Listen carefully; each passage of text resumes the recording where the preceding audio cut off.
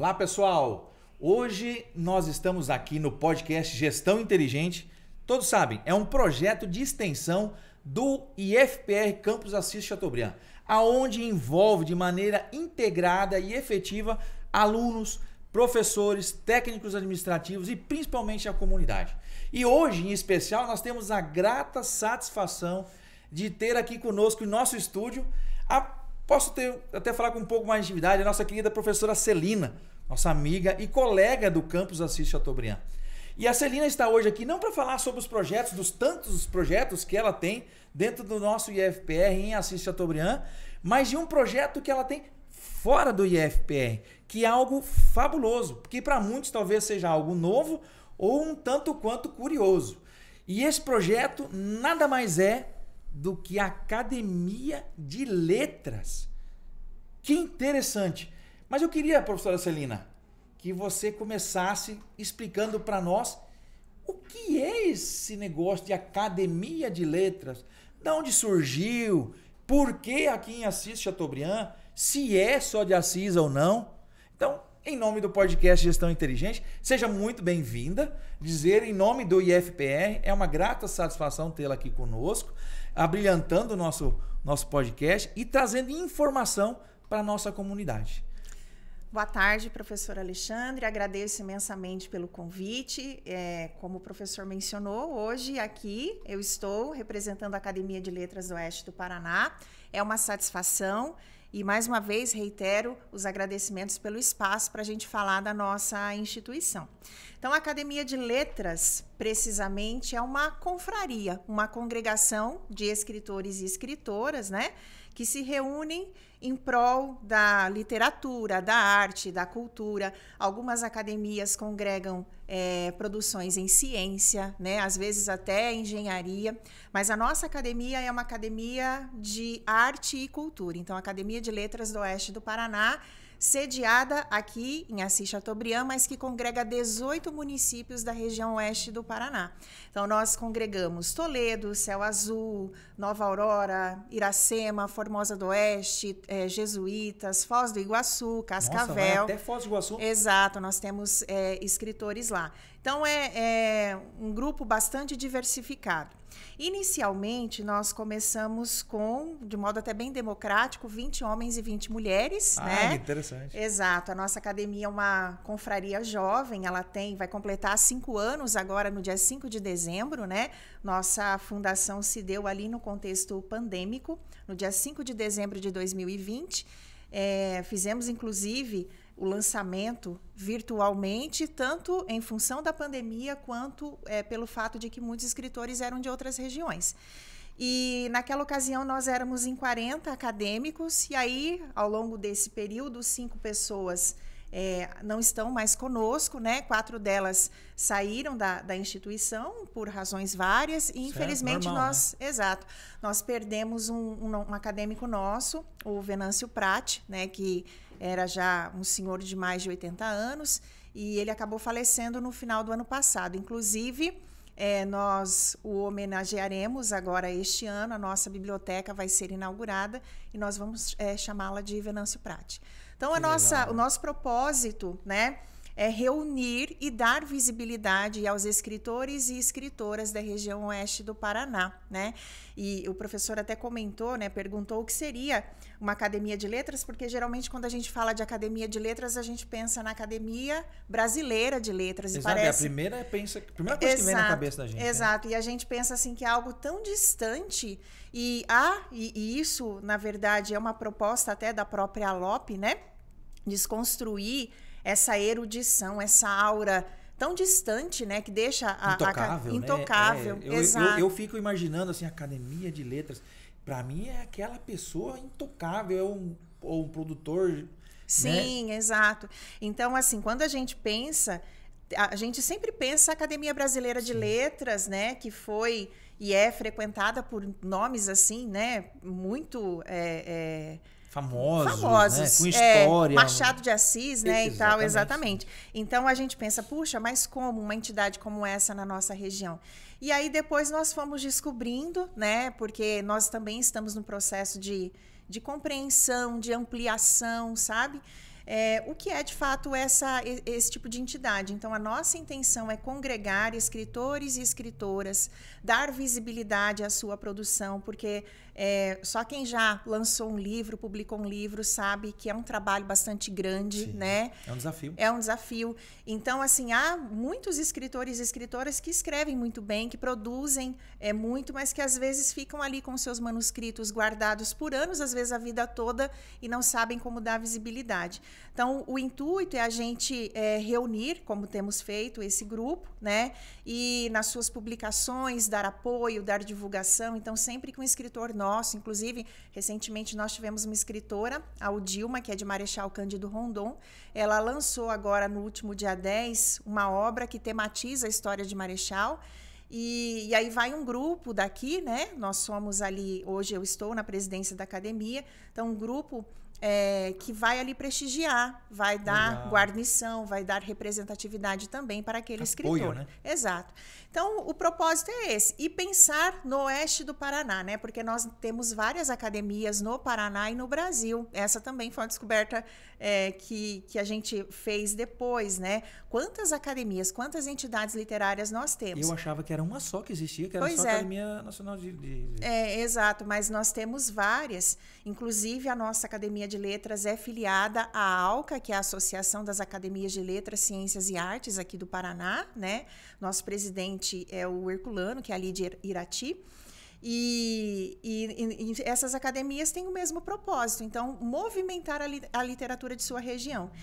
E aqui, é muito interessante, porque eu não sou do norte do oeste do Paraná, eu sou do norte do Paraná, e vai fazer 10 anos que eu estou aqui, né? Sim. E quanta diversidade a gente tem aqui, sabe? Que cultura rica. E a gente conhece isso também através da literatura, por meio da literatura. Então, foi uma grata surpresa conhecer tantos escritores com obras tão diversificadas, escritores que se dedicam a falar da sua cidade, do processo de colonização, das múltiplas identidades. Então, é bem interessante. E é legal porque a nossa academia, ela não é composta só ou efetivamente por escritores, mas também por outros profissionais. Então, nós temos vários radialistas, né?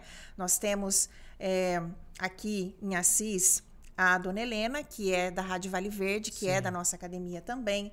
Nós temos jornalistas, né? O Ademir de Brito é da nossa academia também. Então, assim, não é só editores de livros ou autores de livros, é comunicadores das diversas formas. Isso, quem produz e trabalha com o discurso de certa forma, né? Que interessante. Exato. A gente tem, por exemplo, ali o Afonso Franciner, que é de Quatro Pontes, é radialista há muitos anos, né? E a Rádio Tropical FM tem um destaque muito grande ali na região, que é nosso acadêmico também. E é muito interessante porque ele já fez uma entrevista, né, conosco, foi muito legal, porque ele ajuda a divulgar a LOP e nós também, né? A gente passa a ter acesso às informações da região ali por meio dele. Então, é uma troca bem interessante. Então, assim, a academia congrega, né, essas diferentes personalidades com o intuito, sobretudo, de dar visibilidade à produção literária e artística do oeste do Paraná. Porque a gente tem, por exemplo, em Cornélio Procópio, a gente tem a Alacop, que é a academia da região ali, né? A gente tem ali da região de Apucarana, como eu disse, de Irati, em Curitiba a gente tem. Além das academias, a gente tem outras entidades literárias, porque a academia, ela tem todo um estatuto específico, inclusive por isso eu não vim com a Pellerini, porque ela só pode ser usada em eventos oficiais. Legal. Exato. Então, eventos oficiais a gente deve usar, em outros não. Sim. Tem todo um protocolo, sabe? Tá certo. Exato. Tá certo. E aí a gente tem outras entidades literárias, como os grêmios, por exemplo. Inclusive, no último sábado, eu participei ali em Toledo do primeiro encontro nacional de grêmios haikai, que é um tipo de poema, né, japonês, e que foi promovido pela Academia de Letras de Toledo. Então, isso é uma coisa importante de dizer também. Toledo faz parte da nossa academia, mas também tem as suas entidades literárias. Inclusive, a ALT é a nossa academia madrinha, né? Quando nós lançamos a ALOP, a ALT nos deu essa guarnição, orientação, quais eram os símbolos. Então, é assim, nós temos a ALOP, é a Academia de Letras do Oeste do Paraná. Exato. Mas nós temos também academias de letras de municípios, por exemplo, a Academia de Letras de Toledo. Exato. Então nós poderíamos ter uma Academia de Letras de Assis Chateaubriand. Sim. E a ALOP estaria, não vamos dizer assim, acima, mas ela congregaria Provavelmente. As demais, né, nesse sentido? Isso. Assim, a Toledo tem um número bastante expressivo, né? E é uma academia já bem mais antiga, né? Um número bastante expressivo de escritores. Então, é natural que eles tenham se organizado ali, eles produzem concursos com uma certa frequência. A presidente hoje é a Lucrécia Welter, então eles têm, assim, uma atuação bastante profícua, né? E a nossa academia, como eu disse, ela é mais jovem. Então, a gente nós realizamos, inclusive, eu trouxe aqui depois para mostrar para vocês. Nós temos a coletânea de 3 concursos que nós realizamos, né? E então nós estamos caminhando, mas nada impede, né, que uma cidade tenha e congregue ali os seus escritores e escritoras. Então, o intuito também, eu acho que de espaços como esse, é a gente divulgar esse tipo de entidade, de ideia, né, para que as pessoas saibam do que se trata, se quiserem se organizar nesse sentido também o façam, né? E eu acho bem interessante essa sua fala, porque como a gente imagina que a Academia de Letras Nacional, eu imaginava que era uma só no Brasil, né?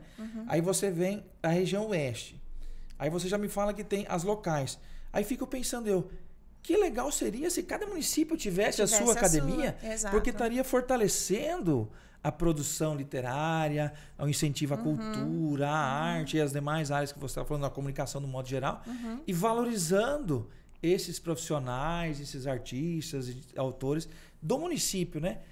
É como você estava no início da sua fala. Quantas pessoas têm as suas produções, às vezes materiais riquíssimos culturalmente, e às vezes não torna isso público porque faltou apoio, faltou às vezes um pouco de orientação. E a LOP, no caso, e as Academias de Letras, ela pode ser essa porta de entrada, de apoio e de auxílio. Muito interessante. E assim, né? Porque é importante dizer, eu acredito que talvez a gente não tenha mais, ou cada município, de repente, pense, né? A comunidade ali, justamente por isso, por um desconhecimento do que é uma academia de letras. Justamente por aquela ideia de que é algo muito sofisticado, erudito, distante da comunidade. E uma das propostas dessa nova gestão era justamente desburocratizar, trazer a academia para o meio do povo, para as escolas, para o meio das entidades. Então, eu acredito que quando esse tipo de ideia ela, né, se publicizar, as pessoas pensarão, né, que é possível e que esses escritores talvez que estejam ali relegados ao seu próprio mundo, achando que de repente não é possível. Tem muito aquela ideia, né, professor, do mito do impostor. A gente escreve e fala assim, nossa, mas será que isso aqui dá pé, né? E é muito interessante a gente submeter para outras pessoas. Então, o grupo de acadêmicos é para isso também, é para que a gente possa, né, submeter ao crivo de outros escritores aquilo que a gente escreve, né? E é interessante, isso é uma coisa legal de pontuar também, que por exemplo, no nosso grupo hoje de 35 pessoas, nós temos escritores de diferentes tipos de texto. Eu, por exemplo, escrevo literatura infanto-juvenil, né? Sempre ali com uma visada reflexiva, mas a gente tem, por exemplo, a Odilma, que eu mencionei, que escreve textos históricos, né? Então, ela faz esse trabalho de inventariar ali os episódios históricos, principalmente de Marechal Cândido Rondon, de fazer esse trabalho. A gente tem escritores de crônicas, né? A gente tem o Davi, que também é da Academia de Letras de Toledo e é da nossa academia, e é o nosso segundo vice-presidente. E ele foi jornalista durante muito tempo, então ele escreve muito crônicas, né? Então é muito característico isso, de que a gente tenha um grupo bastante diversificado de escritores. Outros que escrevem poemas. A gente tem, por exemplo, eu imagino que muitos conheçam, o Fernando Vieira, né? Aliás, o Fernando Silveira, ele trabalha na farmácia, né? Do Vieira. Isso, exato. E o Fernando é um poeta, assim, que eu sempre digo para ele que ele é fantástico, porque ele produz todo dia, né? E ele não só escreve, como ele declama. Ele declama muito bem. Eu já vi ele declamando algumas vezes, muito bonito. Sim, é uma coisa, assim, de dom. E eu costumo dizer, porque, por exemplo, poema é uma coisa que está no conteúdo que a gente ensina enquanto professora de literatura. Mas, assim, poema, a gente ensina a estrutura, algumas questões assim, mas você não ensina a inspiração. Porque por mais que a gente queira, se a gente não tiver inspiração, inclinação, parece que a coisa não vai, sabe? Ao passo que a gente vê, né, até pelo exercício da profissão, às vezes quando você faz uma proposta ali, tem alunos que parece que colocam a alma ali na escrita, né? E eu vejo muito isso no Fernando também. Ele tem uma sensibilidade, sabe? Uma elegância para trabalhar com as palavras que é fantástico. E assim todos os dias, né? Então, vez ou outra, ele coloca lá no nosso grupo, né? Ele tem posso dizer, um chavão dele, até breve, até sempre, né? Essa ideia de, olha, sempre estarei aqui, né? Com uma palavra poética para vocês. Então, é muito legal porque a gente tem diferentes perfis, né? De acadêmicos e acadêmicas e isso só enriquece. Eu acho que isso vem agregar valor para todos, né? Sim. Porque às vezes a gente é focado numa área específica e a gente olha o mundo com esse olhar. Exatamente. E o mundo não se baseia só nesse tipo de olhar, né? Exato. E essa diversidade faz com que o outro também aprenda e compreenda que existe a diversidade, que existe a diferença. Por exemplo, a gente vê uma situação dramática e a gente foca no caos, na miserabilidade que ocorre ali. O artista, ele olha para aquela mesma situação e traz ali um poema, uma frase, um texto que pode tanto acalentar as pessoas que estão inseridas naquilo, como deve levar para uma reflexão para aquelas que não percebem muitas coisas que ali ocorrem. É bem isso que você falou, né? Um olhar diferente, né? Sim. A gente tem, por exemplo, você falando isso, eu me lembrei, nós temos aqui em Tupãssi o professor Walter Martins, que foi professor de português durante muito tempo, foi diretor. E o Walter, ele aparentemente parecia ser bem rígido, ele comenta, né? E ele diz assim, os meus textos, a minha literatura não é uma literatura com flores, porque é uma literatura que fala de dor. Eu já li uma obra dele. Dedo na ferida. Exato. E é realmente, assim, são textos que você lê... Incomoda. E é para isso, né? A literatura é para incomodar, reflexão. Né? Exato. Porque é isso, a vida não são só flores, de fato. Não são só flores. Né? E a gente precisa ter esse momento de reflexão também. Então, assim, nós tínhamos, né, o nosso confrade, o Venâncio, que eu comentei, e eu digo assim, a gente, às vezes, a vida é tão corrida que a gente perde a oportunidade de conhecer melhor as pessoas, né? E essa é uma característica da nossa academia, porque como nós somos de cidades diferentes, a gente quase não se reúne presencialmente, só virtualmente, tem esse né? detalhe, né? E quando o Venâncio faleceu, ele escrevia, né? Ali escrevia, inclusive, letras de músicas, escreveu o hino de Céu Azul, né? E escreveu várias letras de música, inclusive propôs uma letra para o nosso hino.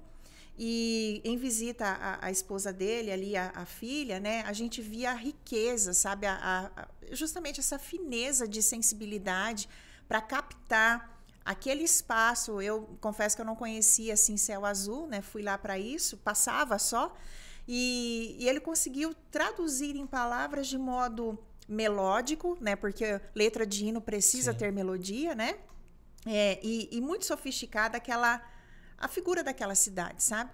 Então, assim, eu posso dizer que os nossos acadêmicos, né, eles são um tesouro da nossa academia, porque são pessoas muito diferentes, mas que formam um mosaico muito interessante. Muito interessante. Interessante. E a gente olha de fora, né? A gente acha que é todo mundo dentro daquela caixinha, né? Pois é. E não é, na verdade não é. E quão importante é que isso seja assim, né? Exatamente, porque ela precisa ser inclusiva. Você está trazendo para nós essa reflexão. Eu estou aqui, você está falando e eu estou... É como se você estivesse contando uma história e eu estou aqui imaginando o cenário, né? A cena. Eu falei, poxa vida, você reúne lá o poeta, aí o cara da crônica, o outro que já faz um texto um pouco mais provocativo. Exato. E que legal isso, né? Que interessante essa situação. Agora, Celina, me explica uma coisa, essa é uma curiosidade. Como é que funciona? Como é o funcionamento interno da academia? E a ocupação das cadeiras? Porque tem aquela coisa, né? A cadeira... Tá lá. Como é que funciona esse negócio da cadeira? Ela é meio mítica? Ela é meio esotérica? Como é que funciona essa linguagem? Né? Eu sei que é uma linguagem. Né? Na realidade, assim, né? Como toda confraria, né? Tem os seus ritos, né? E a gente acaba trazendo muito das confrarias maiores, talvez até da própria Academia Brasileira de Letras. Na verdade, acho que tenho certeza disso. Então, assim, tem um rito, tem uma vestimenta, que é a pelerine, como eu mencionei, que deve ser usada só em eventos oficiais. Nós temos, obviamente, um regimento e um estatuto. De que forma, né, a gente tem que proceder em certos eventos. Então, tem todo esse regramento. E em relação à cadeira, funciona assim. A nossa academia ela foi fundada em 5 de dezembro de 2020, né, pelo José Garcia, que foi o nosso primeiro presidente. E obviamente, né, segundo ali o que ele nos disse, e eu tenho certeza que sim, o convite foi feito assim para pessoas que tinham uma certa representatividade na comunidade, uma produção, né, uma relevância, por assim dizer. E aí, quando convidado e convidada, você tinha um número, a minha, por exemplo, é a de número 8, e aí você definia o seu patrono ou patrona, né? Que é um escritor que você vai tomar como seu representante, por assim dizer. E aí a gente tem, então, 40 sócios fundadores que são os primeiros que ocuparam aquela cadeira. Então, a minha patrona, por exemplo, é a Raquel de Queiroz. O dia que eu me for, né, a cadeira ela fica com a número 8, patrona Raquel de Queiroz, e é patrona mesmo, não é patronesse, né, que é outra coisa. E com o meu nome como sócia fundadora, mas ocupada por uma outra pessoa, que aí é uma outra configuração de sócio que a gente chama, né? Inclusive, essas 5 cadeiras que vagaram, elas deverão ser ocupadas até o final do ano que vem. A gente vai fazer um chamamento aí de novos escritores e escritoras, tem um edital, né? Tem uma espécie ali de pleito, né? Por assim dizer. Então, se dá dessa forma, mas tem o quê, né? De uma aura, assim, mítica, de que a cadeira é sua, sabe? Tem essa legal. situação. Eu acho assim, quem tá de fora, às vezes fica confabulando coisa, imaginando. Ah, sim! Na verdade, nada mais é do que é a cultura da instituição. Sim, é como sim. ela funciona e eu acho que essa é a beleza, né? Exato. Essa é a beleza. Exato. Tem que ter os seus ritos e os seus mistérios, sim, né? Exatamente. Todo o encantamento, né, faz parte do fantástico, da vida e as entidades têm um pouco disso também. Eu acho assim, a gente vai ter um momento aqui que a gente vai trazer certas entidades aqui, já estou conversando com o pessoal e tal, que tem entidades que é mais mito do que... Sim, exato. E hoje em dia, essas próprias entidades, devido aos veículos de comunicação que nós temos hoje, não tem mais aquele mistério que criava. Sim. Era só desinformação. Exato, né? exato. E você traz a informação à tona, isso forma parte da cultura. Eu sou dessa região, fui morar em outra região do país, eu achava tão estranho quando eu cheguei lá, aquela cultura, os costumes, né? Dali um tempo, quando eu vi, eu já estava falando como eles, me comportando como eles. E quando eu regressava para a minha região, para a minha casa, de onde eu tinha saído, eu começava a estranhar de novo. Então, o quão importante é esse convívio diverso, né? Porque a gente cria, em cima da cultura que cada um carrega, a gente cria, na junção de todos, uma nova cultura. Né? Exato. E eu acho que quando a gente se abre para novas culturas e novos conhecimentos, a gente só cresce, né? Porque se a gente fica ali ensimesmado, né? Essa é a minha verdade, eu sempre fui assim, a tal da síndrome da Gabriela, a gente não avança muito, né? A dialética é fundamental, né? E eu tenho um dizer pessoal, né? Todas as grandes guerras, sejam elas quais foram os motivos que se iniciaram, só se encerraram quando 2 seres humanos sentaram com o intuito de encerrar. Exato. Né? E deixaram para trás algumas questões pessoais e focaram no bem comum e todos aqueles que eles representavam, né? E é a mesma coisa a cultura, né? Exato. Eu posso discordar de alguns comportamentos, mas do outro lado também pode haver a mesma coisa em relação aos meus comportamentos. Sim. E o quão importante inclusive, a academia trazendo isso para dentro de um contexto social, né? Exato. E você envolvendo pessoas de Foz do Iguaçu, você for Toledo, toda essa micro-região, né? Querendo, mesmo sendo próximo, né, geograficamente, existem culturas completamente diversificadas, né? Exato. Você cria uma nova cultura por trás de tudo isso. Sim. Que bonito é isso, né? E é interessante porque, assim, até você comentando, a gente tem o encontro nacional das academias, né, do Paraná, que inclusive vai ser em União da Vitória este ano, nos dias 7, 8 e 9 de novembro. E é justamente isso, a gente chega lá, daí você escuta o pessoal ali mais ao sul falando, você parece, gente do céu, que falar diferente, né? Parece que é de outro país, né? Exato. E isso é muito interessante. Então, se eu não vejo a beleza disso e eu vejo só o estranhamento, eu não avanço. Não né? avanço. Eu não avanço. E você falando isso, professor, vou usar um exemplo da literatura que eu acho assim fantástico, que é da Odisseia, que é atribuída a Homero, que é quando o rei Príamo vai buscar o corpo do filho dele, que foi morto pelo Aquiles, né, do príncipe Heitor. E eu acho aquilo de uma autoridade, porque, claro que tem muita fabulação, mas nas traduções, em linhas gerais, a essência seria: ele chega e pede o corpo do filho, beija as mãos do assassino do filho, e ele vai dizer assim, olha, eu vou entregar, mas eu continuo sendo seu inimigo. E ele fala assim, mesmo como inimigos, nós devemos nos respeitar. Então, isso é de uma elegância, de uma autoridade, porque ele vai com toda a sua grandeza, porque ele é o rei, né, o soberano do território mais disputado, e ainda assim ele se coloca como inferior para que ele resgate ali o corpo do filho, porque eles tinham todos aqueles ritos, né, de lavar o corpo e colocar a moeda nos olhos para que ele tivesse o funeral adequado, exatamente. E aí a gente vê, às vezes nós nos agigantamos tanto quando não precisa e a gente perde tantas oportunidades por isso, né? Sim. Então, assim, eu gosto muito dessa passagem porque mostra a importância, né, da gente olhar para o outro também. E é isso, ainda que a gente não concorde, respeitar, né? Essa frase, assim, para mim, mesmo como inimigos, nós devemos nos respeitar, porque infelizmente, né, a gente sabe que, né, nos tempos em que estamos vivendo há tanta, sabe, um confabula aqui, o outro trai ali, o outro ajeita aqui, a conveniência vem aqui, né, e o do ser humano se perde, né, essa essência. Então, eu vejo que na academia a gente tem procurado fazer o movimento contrário. É claro que, como qualquer entidade tem os seus desafios, né? Sim.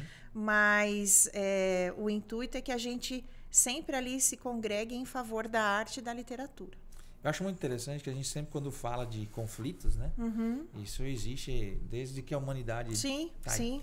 Mas as confrarias, as entidades aqui, vamos dizer, as nacionais, Rotary, Lions e tantas outras, né? Existe uma diversidade cultural, étnica, linguística, olha, todas as diversidades imagináveis que nós podemos imaginar existem. Mas quando se reúnem, se identificam como similares, né? Sim. E se tratam com respeito e se coloca de lado as suas diferenças no sentido dos debates acalorados, nas opiniões específicas ou ideológicas, estão em prol de um objetivo maior, como é a da academia. Exato. Né? E eu, assim, por que a sociedade não poderia viver assim, né? De um modo geral, por que a sociedade não poderia ser uma confraria? Exato. Onde as pessoas entendam a dificuldade, a diversidade, assim, a diferença, né, de opinião, de gosto. Gente, nós estamos com água. Essa água pode ter um gosto para mim e pode ter outro gosto para você. Vai depender do paladar, do costume, do hábito, tudo mais. Então, essas diferenças, como elas são bem tratadas nessas confrarias, né? Sim. Diferenças sempre vão ter. Com certeza deve ter conflito. Exato. Um conflito ou outro sempre vai existir. Sim, com certeza, né? com certeza. Mas existe um objetivo, né?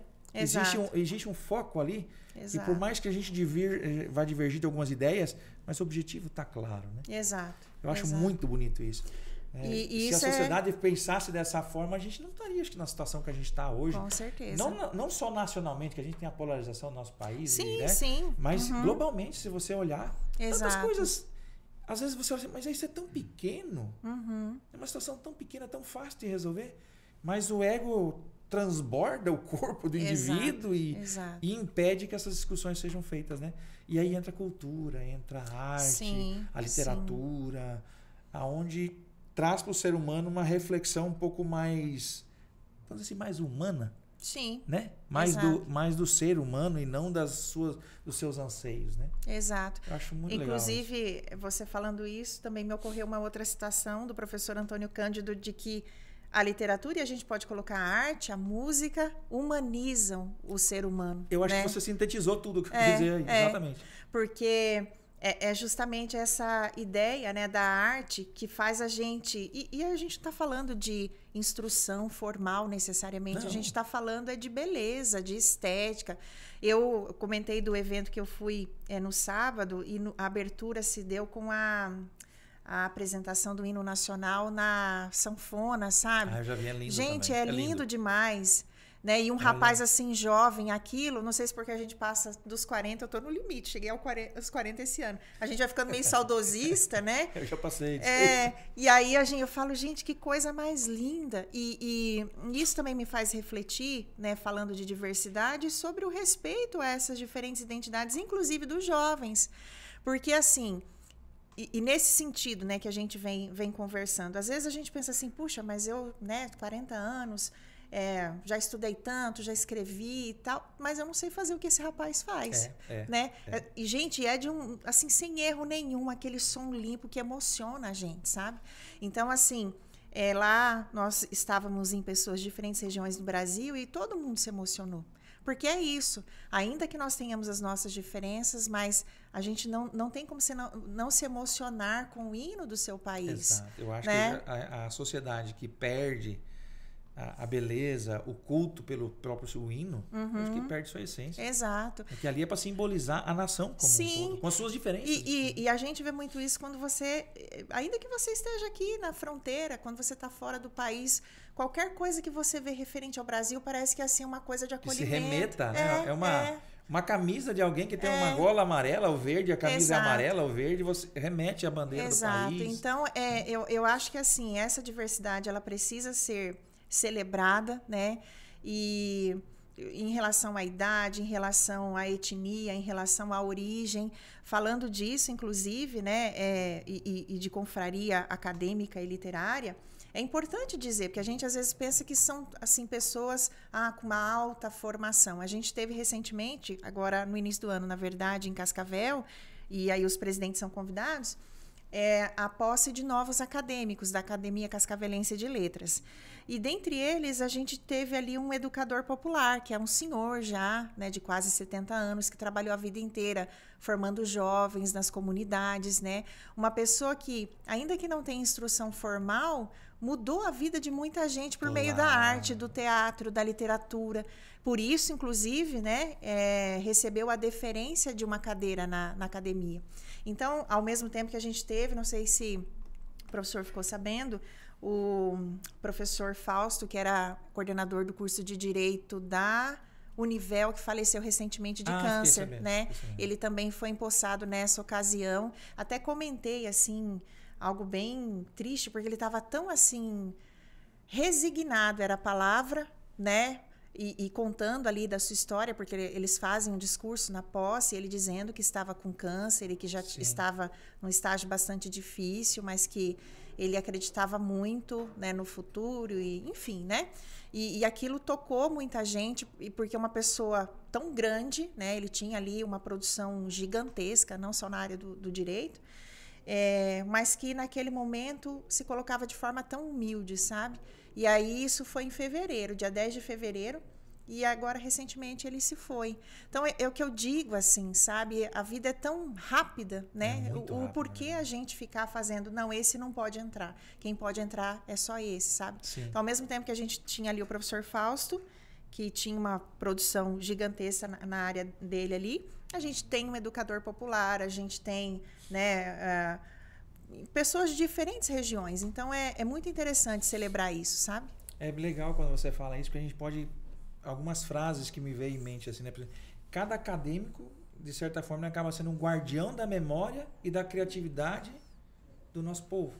Né? Quando você trata assim que a pessoa traz não só a produção literária em si, musical, seja, mas o convívio daquela micro-região. Quando você fala que tem a escritora, que ela trata a história, o inventário daquela localidade. Né? E também assim, a força da Alop, a gente pode entender, está justamente na diversidade dos perfis e das trajetórias das pessoas que ali fazem parte, né, dos acadêmicos. Estou tentando fazer um resumo da sua fala aqui, né? Sim. E assim, mais do que títulos, né? Com essa última fala ficou muito claro. Mais do que títulos, cada cadeira, né, para não dizer a pessoa em si, carrega uma responsabilidade cultural. Com certeza, né? Com certeza. Então é muito interessante isso. Mas agora, assim, de maneira prática, quais são as principais ações de uma academia de letras? Então, em linhas gerais, promover concursos literários e o propósito desses concursos é justamente trazer à luz, por assim dizer, os textos que são produzidos, né, nas escolas ou em concursos específicos. Sim. Então, neste livro, por exemplo, nós reunimos um concurso cujo tema era Morada Amiga, né? Então, Assis Chateaubriand. Isso, aí as crianças participaram. Depois nós tivemos um concurso que foi de nível nacional, que era tema livre, e um outro, Cataratas do Iguaçu, para homenagear justamente a região oeste do estado, né? Então, a intenção é justamente promover concursos, né? Dar visibilidade, reunir esses textos, publicá-los. Inclusive, professor, o nosso livro aqui, ele foi publicado com recursos da Lei Paulo Gustavo de Incentivo à Cultura. Nós também fomos contemplados pela Lei Aldir Blanc, né? Além de promover concursos, participar como jurados, né? Eu, inclusive, estou na correção de alguns textos ali do concurso cultural do Cicobi. Então, a gente também atua, né, nessas frentes. Serve de suporte para outras entidades, Isso, né? para outras entidades, exato.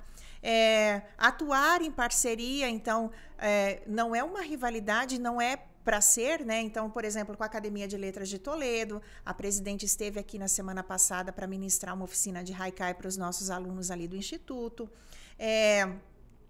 Ter parcerias com as escolas, dar formação para os professores, para escritores mirins, adolescentes, jovens. Então, incentivar desde cedo. Exato. Né? E aí participar em eventos culturais, literários. Então, a gente já fez falas ali no Rotary, por exemplo, né? Divulgar a arte, a literatura e a cultura da região nas rádios, na TV, na internet.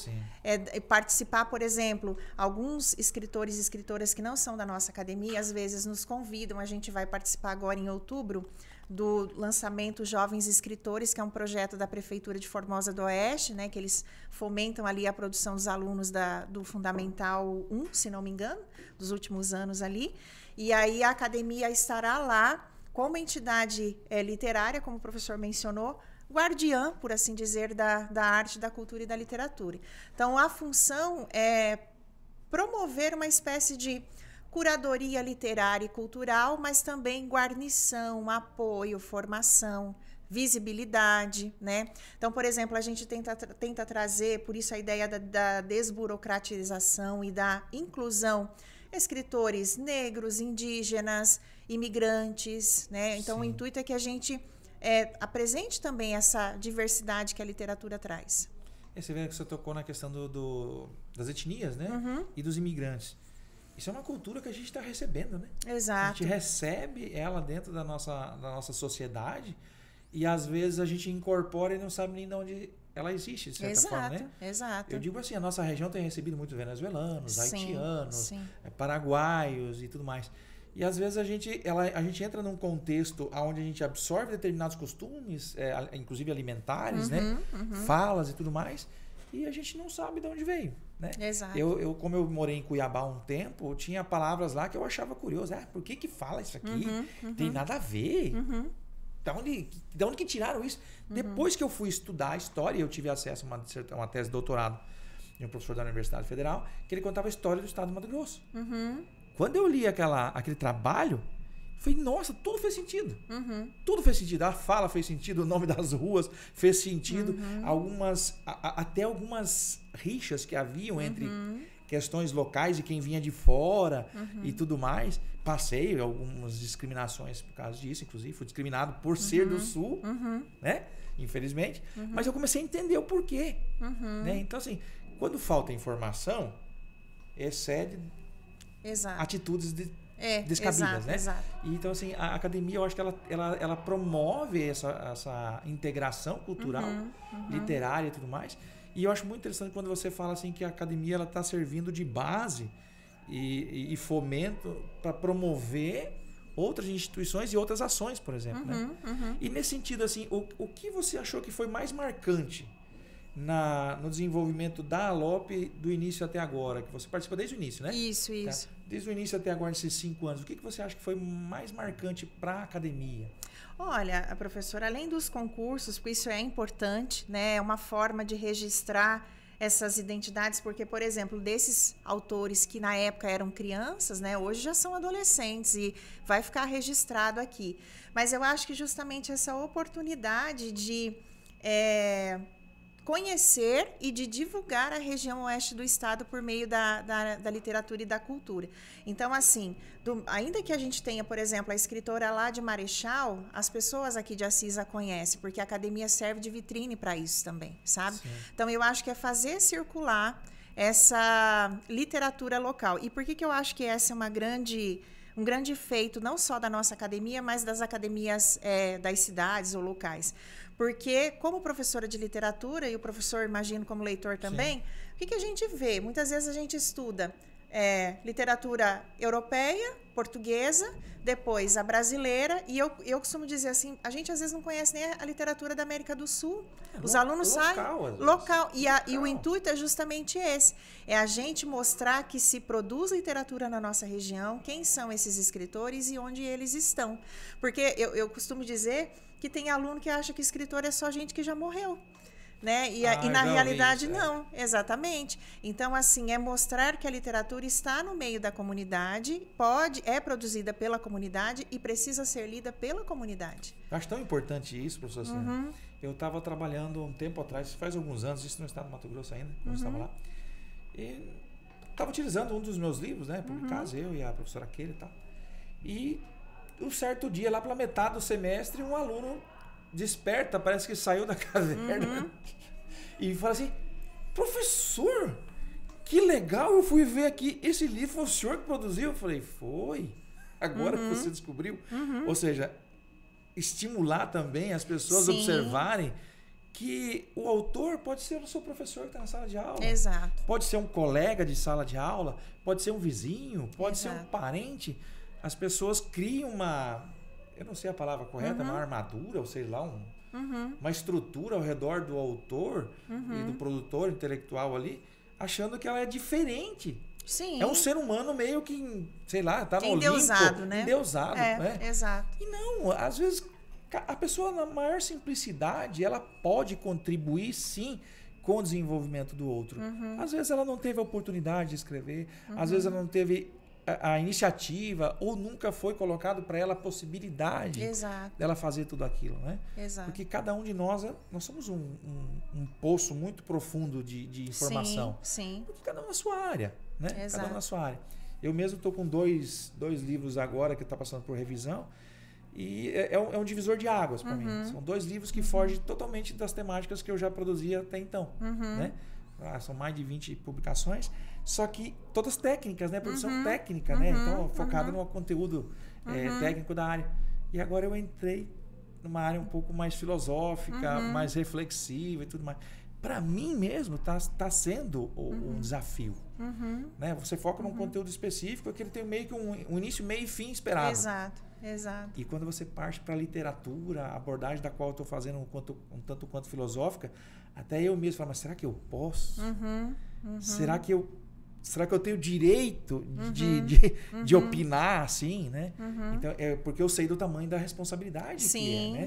O autor, ele também é responsável pela sua fala. Exato. Determinado momento, determinado meio, circunstância, a fala pode ser compreendida de modo diferente. Com certeza. Por mais que a reflexão sempre é importante, mas a informação, a comunicação tem poder. Com certeza. Né? E ela influencia, né? Ela influencia muito. Então a gente tem que cuidar desse tipo de coisa também, né? Acho muito legal isso. Assim, olha, então assim, a Academia de Letras não é só apenas cerimônia, então. Não, pelo contrário. É mão na massa, é muito trabalho e tem que ser, né? Eu acho que uma entidade que ela, talvez, usando as palavras do professor, ela se constrói para ser só cerimônia não tem razão de ser, né? Exato. Ela tem que prestar um serviço para a comunidade. Então, e a literatura, o professor foi falando, fui pensando sobre isso também. Ela precisa ser democrática, né? Porque é isso, às vezes, talvez aura de endeusamento em volta do escritor é também, ou acompanha a ideia de literatura mesmo.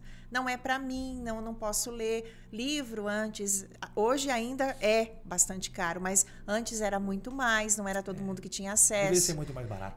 Exato. Então, assim, criou-se aquela ideia de que é só para algumas pessoas, para outras não. Então, hoje a gente tem a literatura... por vertentes muito inclusivas, né? Literatura em Libras, literatura em Braille. Isso né? é um grande avanço. Literatura indígena nas línguas étnicas, de fato. Então, isso é bastante interessante. Então, o propósito da academia é tentar, né? Como eu disse, somos muito jovens ainda, trabalhar sempre em favor disso, dessa democratização. O quão importante é fazer com que as pessoas tenham acesso à informação, né? Sim. Seja ela cultural, técnica, informacional. Porque o ser humano ele é resultado, assim, não é uma afirmação aqui, sim, né? sim. É resultado do meio, né? Nós não podemos exigir de uma certa pessoa determinado comportamento, sendo que ela não viu aquilo. Exato. Ela não tem como referência que aquilo é correto. Exato. Ou algo que a gente define como incorreto, errado, para ela aquilo é normal. E a informação através da literatura traz muito isso à tona, né? Sim. Tem leituras que nós fazemos hoje, ela vai ter uma compreensão. O senso crítico leva-nos para uma compreensão. Daqui a alguns anos, outra pessoa vai ler e o contexto que ela está inserida pode levar a uma compreensão diferente, né? Exato. Eu sempre gosto de falar para os alunos em sala de aula que o livro O Pequeno Príncipe, né? Você pega o mesmo livro na sua própria vida. Quando criança, você vai ler, você vai olhar de uma forma. Na sua adolescência, você vai olhar de outra forma. E na sua maturidade ali, conforme você vai passando os anos, você vai olhando para aquilo de tal forma. Por quê? A tua vida vai criando história, a tua história vai gerando reflexão com base na literatura, com base naquela história contada. Então, é algo vivo, né? Exato. Eu digo assim que a literatura, ela é algo física às vezes, no sentido, mas ela é viva. Ela é viva, ela transcende, né? Exato. E o quão importante é o papel do escritor, no caso, sim, né? Sim. E porque, assim, as pessoas pensam, mesmo a literatura fantástica, né, que aqui na América do Sul é, sobretudo, tão divulgada, né? Com Gabriel Garcia Marques, por exemplo. A gente pensa assim, não, isso não tem nada a ver com a vida. Tem muito a ver com a vida, né? E, vez ou outra, principalmente no primeiro ano, eu proponho ali o Dom Quixote, né, que é um personagem que vai, entre aspas, enlouquecer por conta da literatura, mas que, na verdade, e é o questionamento que eu faço, assim, o excesso de razão e de realidade, de racionalidade, é o que matam ele, né? E isso acho que uma lição até para a própria vida, se a gente pensar, né? Eu tenho uma experiência de vida, assim, o ser humano vai passando por fases, né? Uma das fases da minha vida foi a fase da consciência, né? A gente fala bem assim, ó, você está passando por um processo de maturação. E eu sempre digo assim, o quão feliz eu era na minha ignorância. A informação, o conhecimento, né? O conhecimento que é diferente da informação, quando ele vem à tona, em determinadas circunstâncias, em determinados momentos da vida do ser humano, ele dói muito. Quão doloroso é saber o que está por trás de muitas coisas. Sim. Né? Você olha para uma determinada situação e fala, que bonito, que legal, que interessante. Dali um tempo você fala, nossa, que maldade, que sacanagem, por que fizeram isso comigo? Mas vai de como a gente está preparado para aquele momento. Exato. Certas pessoas, elas enxergam dessa maneira, outras vêm e falam, elas percebem o que está por trás daquilo. Né? E aí não vamos entrar no mérito, são questões que a gente tem que tomar cuidado com a fala hoje, né? Porque cada um tem o seu momento. E que momento ela está vivendo, ela pode compreender de uma maneira diferente. Exato. A gente tem que ser, como educador principalmente, né? Com certeza. A gente tem que tomar certo cuidado. E eu digo que hoje, ministrar as aulas, trabalhar na educação, é muito diferente de um tempo atrás. Hoje uma fala que você fazia que era espontânea, era tranquila, hoje pode gerar uma situação catastrófica, né? E às vezes irreversível. Né? Então a comunicação ela vem trazer fundamental. É fundamental. A gente tem que tomar cuidado com isso, né? Então assim, eu sempre assim que o que a gente faz é apenas o começo daquilo, né? Que alguém vai utilizar para construir outra situação, né? Então assim, o que a Lope já fez e o que ela vai fazer?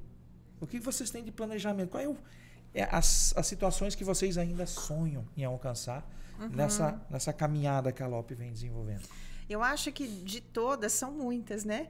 Mas eu acho que de todas é justamente a gente tornar, né, a literatura e a cultura, principalmente do oeste do Paraná, amplamente conhecida, né? E trazer essas diferentes vozes. Inclusive, uma das nossas proposições futuras, porque a gente tem que ter pernas para isso, né? Exato. É a gente preparar uma produção, né, com os pioneiros aqui da região, né? Então, ouvir essas histórias, legal. Né? E depois a gente teve, por exemplo, o lançamento do seu Ferdinando Ferneda, acho que tem pouco mais de um ano. Sim. E que legal aquela obra em que ele conta, obra fantástica. Sim, a história dele, da família. Então, assim, é uma forma de registrar uma história pessoal, sim. Mas também uma história da região, né? Porque ele conta ali sobre o contexto. Então, o nosso intuito é trazer essas vozes, né, para os livros, mas para que as pessoas também escutem, para que as pessoas, sim. Conheçam. Então, assim, a gente tem ainda, né, ali no nosso projeto de governo dessa gestão, que vai até o ano que vem, promover mais falas com os nossos escritores para que as pessoas conheçam o que eles produzem, onde eles estão, qual é o lugar de fala deles, sabe? Então, eu acho que o que a gente gostaria é tornar, né, a literatura e a cultura mais popularizadas, conhecidas, principalmente da nossa região. E assim, colocar a ALOP à disposição das entidades, justamente, sabe? Eu acho que é tanta riqueza cultural que eu acho que é até um crime a gente deixar. Eu digo assim, imagina, né? Eu citei o Venâncio, mas nós temos tantos outros escritores e escritoras que têm tanto a colaborar, tanto a mostrar, né? Tanto a ensinar. Então, acho que o intuito é justamente a gente levar esses dons, né, para outros espaços também. Eu acho, assim, da sua fala, eu estava aqui pensando numa situação. Como é interessante para quem viaja, a gente vai para o sul, né? Uhum. Mais para o sul, né? Digamos assim, né? Uhum. Você vai para a região ali do Rio Grande do Sul e tudo mais. Como é forte o discurso cultural, uhum. Né? A história daquela região, a história dos costumes, hábitos alimentares, uhum. A música, a dança, as vestimentas, uhum. Né? É meio que um senso comum. Sim. A história de formação daquela sociedade, né? E a nossa região, eu não sei, porque talvez seja mais jovem, não sei, uhum. eu não seria a pessoa correta para falar, uhum. Mas parece que falta, né? Uhum. Falta valorizar mais a nossa cultura local, né? Uhum. E a ALOP pode estar sendo aí uma forma de fazer com que Sim. isso venha mais à tona, né? Sim. É igual você comentou. Nossa, quando eu fui ler a obra do Ferdinando, falei, poxa vida, gente, uhum. Que legal, Exato. Né? Que bom poder ter acesso a esse tipo de coisa. Uhum. A gente olha para a sociedade de maneira diferente quando a gente conhece um pouco da história daquilo tudo, né? Até os porquês das coisas, né? O mais importante é os porquês. Até na minha tese de doutorado foi uma virada de chave. Uhum. Eu estava num dilema muito grande, como todo mundo faz doutorado. Sim, sim. Chega num momento que você fala, meu Deus, e agora? Uhum. Para onde que eu vou? O que eu faço? Por onde eu começo, né? Uhum. E o meu orientador, ele fez eu mudar totalmente o rumo da minha abordagem, por mais que ele não concordasse no início. Uhum. Quando ele entendeu e ele percebeu o meu dilema, ele trouxe um livro e falou, tá vendo esse livro aqui? Lê ele e depois a gente conversa. Uhum. E eu fui ler o livro e falei, gente, era isso que me faltava. E sabe o que era o livro? Dentre muitas coisas, né? O porquê. Não era como era feito, onde era feito, quem fazia. Era por que as coisas eram feitas daquele jeito. Me fez refletir. E a minha tese de doutorado, fui premiado internacionalmente pela tese e tudo mais, mas foi por causa daquilo. Foi uma produção literária que fez uma reflexão sobre o porquê as pessoas tinham determinado comportamento frente a determinadas circunstâncias. E eu me questionei, eu falava de sucessão em empresas familiares. Por que gera-se um caos? Por que acaba-se com a família? Por que acaba-se com a harmonia? Por uma coisa que era para ser bonita. Sim. Por algo que era para ser bom. Mas não. Se transformava num inferno. E aí uma frase... O que é um contrassenso até, né, professor? Porque eu penso assim, falando bem genericamente, né, mas pelo que o professor relata, se você tem o que partilhar depois que você se for, significa que bom, né? Você está deixando alguma coisa para os seus. Mas não é bem assim. Mas, e aí, quando chega esse momento de partilho, o que era para ser uma celebração, porque, nós temos o que partilhar, vira uma confusão, não é? Confusão.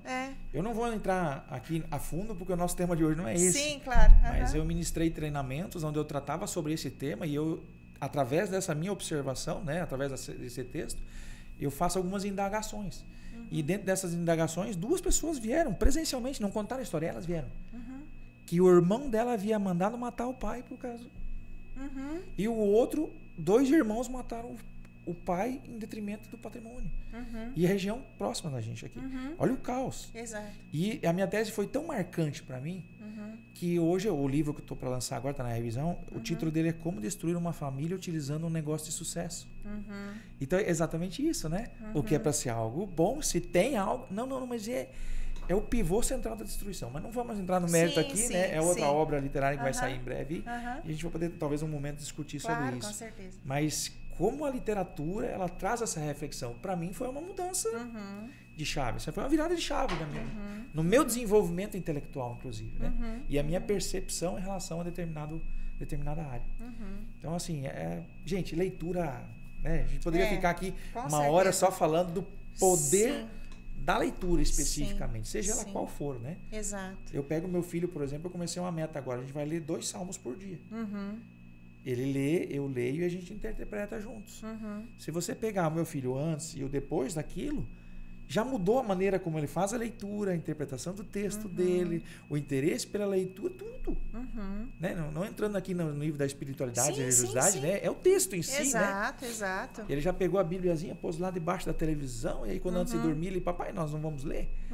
Então, assim, só isso já é um avanço muito grande. Seja ele qual o foco da leitura, né? Sim. Então, a leitura transforma o ser humano, transforma a sociedade, né? Com certeza. Tudo mais, né? Então, lá. E me diz uma coisa, quais são as parcerias que já foram realizadas da ALOP com prefeitura, escola, entidades culturais? Quais as parcerias que vocês conseguiram estabelecer? Olha, até mesmo pelas interfaces, né, com os projetos que eu tenho ali no Instituto, nós já estabelecemos fortemente parceria com a Secretaria de Educação e Cultura, né? Inclusive, a nossa sede é aqui na Casa da Cultura, né? Sim. Então, por meio de atividades que a gente desenvolve em parceria ali com eles, como o concurso, por exemplo, já realizamos trabalhos ali com o Rotary, com outras academias de letras, com o Instituto Federal, com a Unimel. Então, recentemente, a gente, por exemplo, foi ao curso de psicologia da Unimel fazer uma oficina, né, para os acadêmicos ali, da relação entre psicologia e literatura, que é bem forte, né? Sim. E foi muito legal, porque nós fizemos ali também uma oficina de crônica.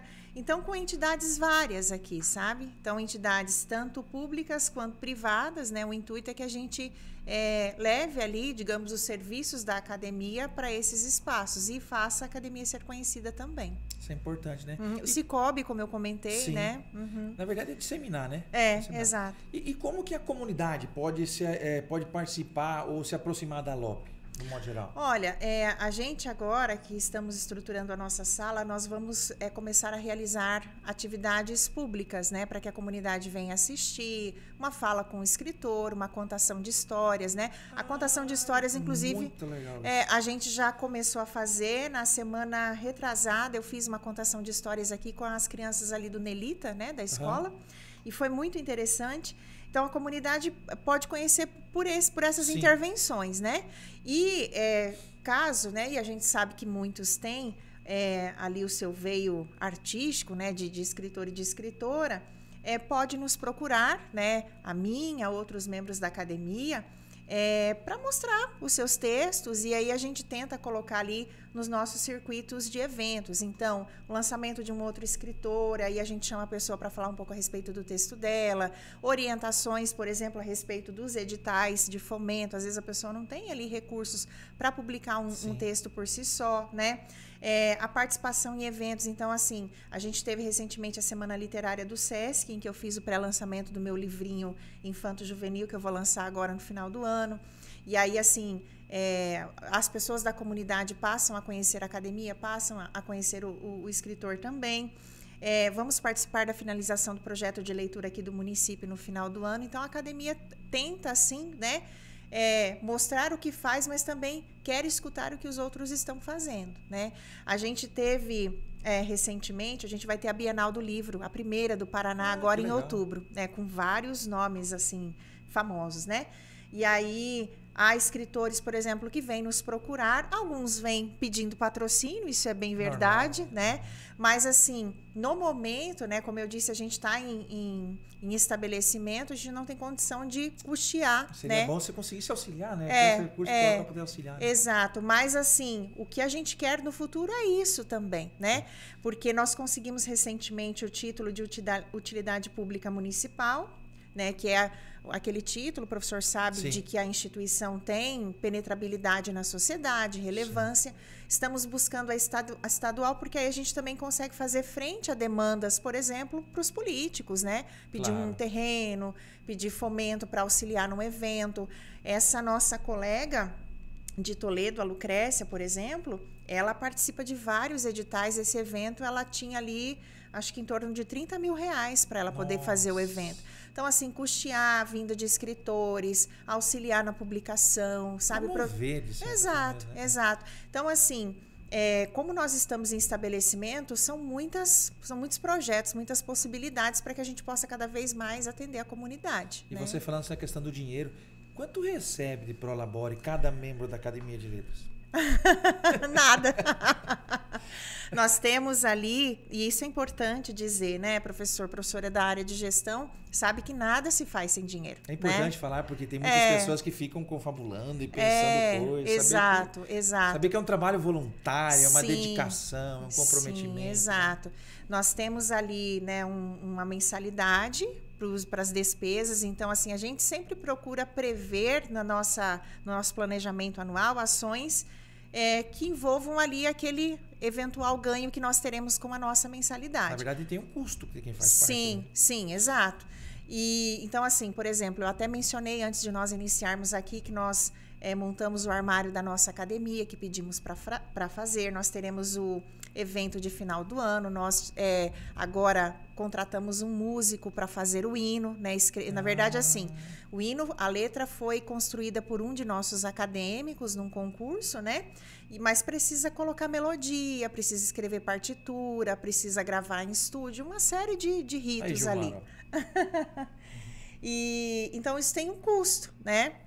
Então, foi um maestro ali de Toledo que fez para nós. Então, todas essas questões, elas precisam ser pagas de alguma forma. Sim, então, sim. A gente obtém esses recursos da nossa mensalidade, dos editais dos quais a gente participa. No ano passado, a gente conseguiu ali quase R$8 mil da Aldir Blanc, que é o que a gente usa ali para as nossas atividades, né? Mas assim, de Prolabore, nada. Seria bom se tivesse, pelo menos Exato. ajudaria com o custeio, Exato. né? Porque você tem essas viagens que você faz, sim. Né? Tudo você que custeia. É justamente isso, porque, por exemplo, né, se a gente tem um lançamento, como tivemos em Marechal, nada, são 160 quilômetros para ser econômico, né? Tem. Então, a gente vai com veículo próprio, né? Então, essas coisas têm ali uma despesa. Hoje, a gente fez uma alteração no estatuto de um custeio para as viagens ditas oficiais, né? Mas, assim, muita coisa, né? Vai ter um evento, a gente precisa ornamentar. Tudo isso, muitas vezes, sai do bolso ali dos acadêmicos. Então, assim, quando a gente vai se consolidando, a gente consegue fazer frente a esses editais, sabe? Mas existem critérios, né? Então, sim, quanto mais estruturada está a academia, mais condição ela tem. Então, é amor mesmo a causa. Exatamente. Todo início é assim, né, sim, professora? Sim. E tem que ser, né? Tem que ser. Tem que ser. Eu não consigo ver diferente. Se a gente ficar visando ganho e lucro financeiro, fica difícil, Fica né? difícil. É igual esse nosso projeto aqui também. É um projeto sem fins lucrativos, né? Em prol da comunicação e trazer informação para a sociedade. Então, é nesse mesmo sentido também. Exato. Mas olha só, que mensagem a senhora nos deixaria, né, para os jovens que sonham em escrever ou participar da vida cultural? Olha, eu digo, façam, leiam, estudem, e estudar aqui não necessariamente, ainda que sejamos professores, não estou falando efetivamente de instrução formal. Pesquise, leia, estude, converse com as pessoas, observe. A gente, às vezes, não vê o valor da observação. Se você sentar numa praça, num parquinho que seja, você ficar ali 2 horas, você capta tanta informação, tanta possibilidade, né? Você vê uma demanda, às vezes até de negócio mesmo. Você fala, nossa, se tivesse uma coisa assim, resolveria tanto o meu problema. E aí, de repente, você pode até criar um produto. Mas pensando nos jovens escritores e escritoras, eu diria isso. Façam. comecem, porque a gente às vezes, né, professor, fica ensaiando muito para começar as coisas, procurando o momento ideal. Eu, particularmente, sou da opinião de que eu prefiro fazer do que ficar esperando para fazer o dito bem feito, sabe? Que às vezes o bem feito não vai acontecer, porque o tempo não chega. E eu quero até usar como argumento, guarnição para isso que eu disse, a experiência do Itamar Vieira Júnior, que hoje é um escritor celebradíssimo, né, do Torto Arado aí, estará na Bienal, inclusive.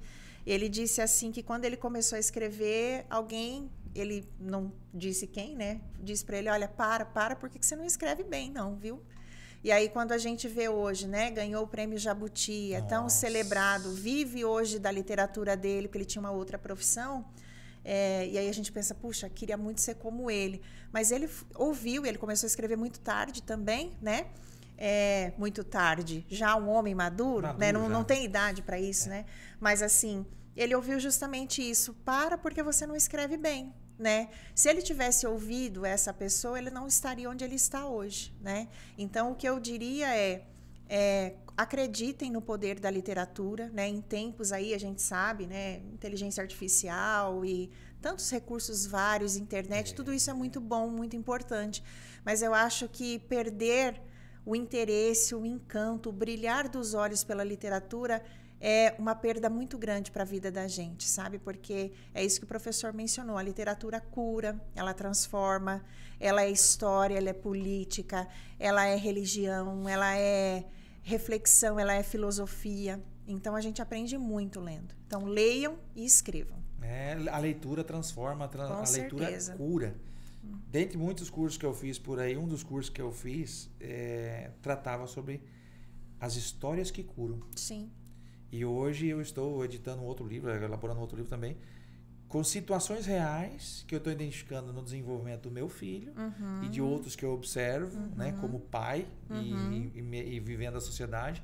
Estou criando algumas histórias totalmente lúdicas, mas que tratam de maneira, na linguagem compreensível daquelas crianças, esse tipo de situação. E eu fiz a primeira sem nenhuma pretensão. Eu vi uma determinada situação que meu filho estava passando, eu insistia nele que ele mudasse, e da maneira como eu estava tratando, eu percebi que eu não estava ajudando ele. E ele não me compreendia. Eu estava falando A e ele estava falando Z.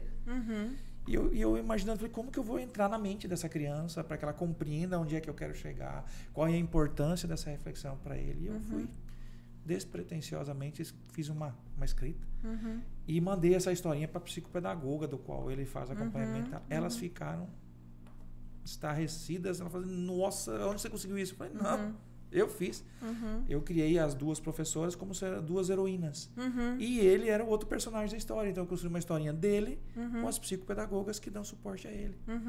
E uma situação que juntos eles conseguiram superar. E por incrível que pareça, deu certo. E aquilo me deu um estalo muito grande. Então, assim, é a história que cura. Exato. E a história que transforma. É a literatura, é a leitura, é a informação, né? Às vezes a gente, como você falou desse autor, né? Às vezes alguém fala assim, para de escrever porque você escreve muito mal. Talvez seja para aquela pessoa. Exato.